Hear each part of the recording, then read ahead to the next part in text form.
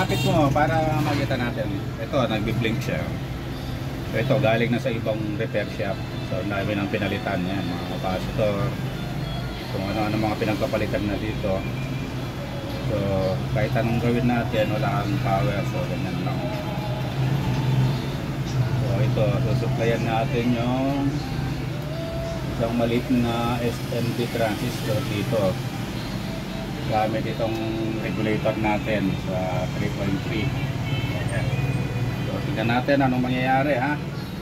So, ito na. So, tingnan mo to, ha. Tapos i-power natin. Yun, no? Power, no? So, tingnan natin kung may sounds. Success ba?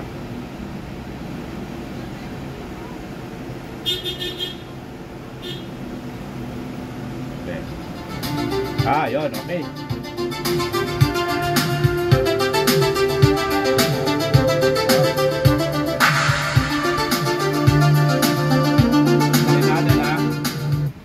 Patay. Okay. Blink again.